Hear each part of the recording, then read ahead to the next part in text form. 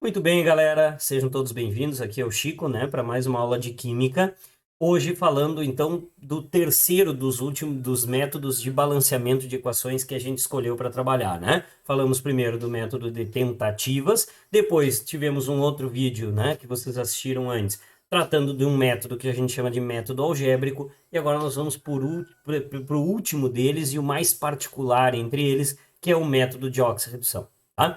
Portanto, antes da gente começar a aprender o método de balanceamento por oxirredução, se tu não estás inteirado a respeito do que significa uma reação de oxirredução, ou simplesmente o que quer dizer esse termo oxirredução, tá? Eu vou deixar na descrição do vídeo para vocês outros dois para vocês assistirem antes, que é um vídeo que eu fiz sobre como a gente obter o NOx dos elementos, o número de oxidação dos elementos, a gente vai precisar nesse daqui, e depois na sequência para vocês entenderem o que é uma reação de oxirredução, porque a gente vai precisar dessas duas informações para este método. Então o que eu te recomendo? Para o vídeo aqui, se for o caso, assiste os outros dois ali na sequência que eu falei, tá? Que é primeiro NOx, depois oxirredução, e depois volta para esse vídeo para aprender o balanceamento pelo dito método de oxirredução, tá? O detalhe, por que é importante isso? Porque o detalhe do NOx e da oxirredução vai definir se tu usa esse método aqui ou não. Eu já vou explicar como, então, já no nosso slide da sequência, tá bom? Para isso, gente, então, eu selecionei um exemplo para vocês e aqui nós temos, tal qual ali no algébrico, os passos à esquerda e o exemplo à direita, tá? Nós vamos fazer exatamente dentro desse exemplo a partir de agora. Começando, né, essa reaçãozinha aqui de P mais HNO3 mais H2O, dando H3PO4 mais NO, tá? Essa reação, se vocês observarem, tentarem fazer em casa depois pelo método algébrico que eu expliquei, dá para resolver, por exemplo, né? Mas há uma tendência de que vocês deem uma travadinha na matemática fazendo pelo método algébrico. Entretanto, pelo método de oxirredução, ela se torna extremamente simples. Eu percebo que o oxirredução, às vezes, apesar de parecer um bicho de sete cabeças para muitos, né? Ele não é um bicho de sete cabeças, ele é um método bem simples. A única diferença, né, do tentativas para ele é que vocês têm alguns passos a mais antes de começar a fazer a tentativa, né? Então é quase como se ele fosse uma adaptação do tentativas, só que agora usando reações de oxirredução na jogada. Por isso que é importante ver os outros vídeos. Mas vamos começar de uma vez e vamos parar da enrolação, né? Primeira coisa, então, que eu vou fazer com vocês, eu tenho essas substâncias aqui e eu olho o passo à esquerda. O primeiro passo diz, Chico, vai lá e tira o NOx de todos os elementos. Então, vamos botar o nosso quadrinho na tela, porque agora a gente vai precisar dele, né? Temos aqui a reação ali em cima, a mesma que está ali em cima para vocês. Nosso primeiro passo é tirar o NOx de todo mundo. Se eu quero tirar o NOx de todo mundo, então eu vou separar todos os elementos aqui, né, nas substâncias, passa a faca em todo mundo aqui, como a gente aprendeu, né? Corta todo mundo, tá? Lembrando que aqui é o fósforo, tá? Meio apagadinho aqui, nós estamos tratando do fósforo. Lembrando, NOx embaixo, soma das cargas em cima. O que me interessa é o NOx. O fósforo aqui, o P, está numa substância simples. O que a gente aprendeu por NOx é que é sempre zero, tá? Gente, eu vou passar voando nesse NOx aqui. Então, o que eu preciso de vocês, obviamente, é que retomem NOx se não estão sabendo, tá? Aqui no HNO3, eu sei que o hidrogênio vai ter NOx mais 1, então eu vou começar por ele, e que o oxigênio é menos 2, então eu começo por ele também. O mais 1 vai lá para cima, multiplicando por 1 fica mais 1, menos 2 do oxigênio vai lá para cima, vira menos 6. Ele multiplica por esse 3 aqui, a gente já sabe disso. Lá em cima, tudo tem que ser zero, vou explicar só nesse exemplo. Aqui fica, então, para zerar, mais 5 em cima do nitrogênio, porque mais 1 com mais 5 dá mais 6. Mais 6 com menos 6, zerou. Isso significa, então, que o nitrogênio aqui terá NOx mais 5 nessa substância, tá? Agora é mais rápido. Só vou botar o NOx de todo mundo para acelerar esse vídeo aqui para vocês. Aqui na água, o hidrogênio é mais 1 e o oxigênio é menos 2. Aqui no H3PO4, o hidrogênio é mais 1. O fósforo, deixa eu dar espaço para ele aqui. Vocês vão ver, ó, que quando o oxigênio for menos 2, ele vai virar menos 8 lá em cima. Esse aqui vai virar mais 3 lá em cima, então significa que vai faltar mais 5 para zerar o fósforo. Então o fósforo também vai adquirir carga mais 5, tal qual o nitrogênio aqui, ó. Tá? E por último, o oxigênio aqui é menos 2 nesse óxido com nitrogênio aqui, né? E o nitrogênio acaba sendo mais 2 por consequência, tá? Tiramos o NOx de todo mundo. Como eu disse, NOx é de outro vídeo. Volta lá e assiste, tá bom? Seguinte, que eu tenho que observar agora para ver se de fato eu posso continuar? Aqui está o segundo passo. Ó. Esse segundo passo é crucial. Tu vai verificar agora se variou o NOx de alguém de antes para depois da flecha. Até vou destacar onde é que está a flecha aqui para vocês. Tá? Eu vou ver se o elemento, um determinado elemento, variou o seu NOx de antes para depois da flecha. Eu preciso que pelo menos 2 elementos tenham variado esse NOx. Porque se não variar o NOx de ninguém, não adianta nem eu continuar, porque isso aqui é um método de oxirredução, e oxirredução está pressuposto que tem que variar o NOx. Certo? Se não variar, nem continua. Vai para algébrico ou tentativas que deve ser melhor. Tá bom? Mas aí tu vem aqui, ó. Tu percebe que o elemento fósforo, o NOx dele antes da flecha ele era 0. Agora o mesmo fósforo para depois da flecha, ó, vocês viram comigo que ele passou para mais 5. Então se o fósforo passou de 0 para mais 5, opa, o NOx do fósforo variou. Neste caso, se eu perceber de 0 para mais 5, esse NOx está aumentando, essa carga está aumentando. Tá? Então significa que no caso do fósforo, o NOx aumenta. Vou botar uma flechinha para cima para lembrar que ele aumenta. Tá? Como a gente já viu no vídeo de oxirredução, isso significa então que o fósforo aqui para vocês está sofrendo uma oxidação. Tá? A gente sabe que quando o NOx aumenta, alguém sofre oxidação. Só que não é só o fósforo que está variando. Aí a gente percebe que também, e precisa ter outro, né? Se não tem alguma coisa errada, se alguém oxida, alguém tem que reduzir. Aí eu percebo que o nitrogênio, por exemplo, está passando de mais 5, que ele estava aqui, para um outro NOx, que é mais 2 aqui no NO. Né?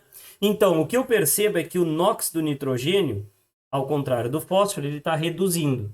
E a gente aprendeu que quem o NOx reduz sofre uma redução. Lembra do vídeo? Redução, recebe elétrons, reduz o NOx. Então já tem alguém que sofre oxidação, já tem alguém que sofre redução. Maravilha. É uma reação de oxirredução. Sendo uma reação de oxirredução, significa que eu posso usar esse método. Então pode seguir em frente. Se Chico não tivesse variado ninguém, então, nem continuar. Beleza? Só continua se variar o NOx. Obviamente que tu tem que considerar também a hipótese de ter errado algum NOx. Então tu verifica, obviamente, se não variar ninguém. Mas não variou, confia no teu NOx, segue em diante. Vai fazer outro método, tá? Ou vai para tentativas, ou vai para algébrico. Mas o oxirredução não vai funcionar. Nesse caso vai, porque variou o NOx de 2 elementos pelo menos. E é isso que a gente tinha que buscar, tá? Agora é o seguinte, já sei que varia. O próximo passo, o terceiro passo, é determinar um tal de delta. A gente vai determinar, na verdade, 2 deltas. Um delta para o elemento que a gente chamou de que sofreu oxidação e um delta para o elemento que sofreu a redução. Acontece que a fórmula é a mesma. Vai ser sempre a variação do NOx daquele elemento vezes o maior índice daquele elemento. Então agora o Chico vai te explicar assim. Vem aqui, ó. Tá? Se tu olhar o cara que está oxidando, que é o fósforo, tá? O NOx dele está passando de 0 para mais 5. Ele sofreu uma oxidação. Então eu vou fazer um delta para o fósforo. O delta do fósforo, nesse caso, vai ser, no primeiro parênteses, a variação desse NOx. O cara variou de 0 para mais 5. Detalhe, essa variação é sempre, para nós, vai ser sempre um número positivo. Tá? Vai ser em módulo esse valor. Mais que seja reduzindo ou aumentando, a gente vai considerar em módulo. Então é a diferença desses dois valores. De 0 para mais 5 variou 5 unidades. Então eu vou botar esse 5 aqui. Beleza. Tá? Então no primeiro é variação. Agora, vezes o maior índice. Maior índice de quem, Chico? Do fósforo que tu considerou. Esse fósforo contra esse fósforo aqui. Os dois aqui não aparece nada embaixo. Lembrando que esse númerozinho de baixo é o índice, né? Se não aparece nada embaixo, quer dizer que o índice daquele elemento é 1. Então, tanto aqui quanto aqui, o fósforo é 1. Portanto, 1 ou 1, qual é o maior? Como eu brinco sempre em aula, é 1. Né? Chico, então quer dizer que se aqui fosse P2 e lá fosse só P, eu tinha que botar um 2 aqui? Exatamente. Eu só botei 1 aqui porque tanto aqui quanto ali é 1. Então fica assim. Tá? Portanto, o delta do fósforo é simplesmente multiplicar 5 vezes 1, variação vezes o índice, e dá 5. Tá? Empatou, era 1 ou 1, escolheu 1. Tá? Delta do fósforo está definido. Só que não é só esse delta que eu tenho que fazer. Eu também preciso fazer o delta do outro amigo aqui, ó, do nitrogênio. Para eu fazer o delta do nitrogênio, que é o cara da redução, eu vou fazer a mesma fórmula. Delta, eu vou botar um N aqui para saber que é do nitrogênio. E aí eu vou verificar o seguinte, tá? O nitrogênio variou de mais 5 para mais 2. Então quer dizer que ele reduziu em 3 unidades essa carga dele. Se ele reduziu a carga em 3 unidades, então a variação do NOx foi 3. Barbado. Tá? Vezes o maior índice para o nitrogênio. Acontece que tanto aqui, ó, o nitrogênio tem índice 1, quanto aqui também tem índice 1. Como dos dois lados ele é 1 ou 1, de novo, eu vou botar só 1 multiplicando aqui. Se de um dos lados tivesse um N2, eu botaria o número 2. Eu sempre vou escolher um número maior que eu tiver daqueles elementos que estão variando. Mas como o índice dos dois é 1, eu coloco 1 ali. Portanto, o delta que a gente obtém para este dito nitrogênio, 3 vezes 1, é 3. Beleza. Temos um delta para quem oxida, temos um delta para quem reduz. Né? Delta do fósforo, delta do nitrogênio estão definidos. Tá, Chico, e agora o que eu faço com esses deltas? Bom, agora tem um passo que eu gosto de usar, tá? É o passo de escolher o lado para vocês começarem. Então eu vou reescrever a reação aqui para não ficar poluído demais. Ó. Vamos botar aqui, ó, P mais HNO3 mais H2O, dando para vocês H3PO4 mais NO. Tá? É a mesma reação, só reescrevi. Agora me lembra, ó, os elementos que tinham variado NOx eram o fósforo. Vamos botar de vermelho o fósforo, porque a gente usou a oxidação em vermelho ali, né? O fósforo estava aqui e aqui. Né? E o outro elemento envolvido nessa reação era o nitrogênio, que eu usei a oxidação, a redução em azul. Eu vou botar o nitrogênio em azul para vocês aqui. Entender bem o que estamos fazendo. Tá? Agora me diz, o índice do fósforo aqui é 1. O índice do nitrogênio aqui é 1. Lembrando a todos, índice é o númerozinho que aparece embaixo. Se não aparece nada embaixo, é 1. Então a soma dos índices desse lado, o índice do fósforo e do nitrogênio, se eu somasse os índices, só o índice, daria 1. Tá? Se eu somar o índice do fósforo depois da flecha com o do nitrogênio depois da flecha, a soma dos índices desses dois também dá 1. Por que somar os índices? Essa é a dica que eu quero te dar. Para saber o lado que tu vai começar, tu soma os índices à esquerda, tu soma os índices dos que variaram à direita. Se a soma desses dois lados der igual, tu pode preferir geralmente a esquerda para começar o balanceamento, que deve dar certo.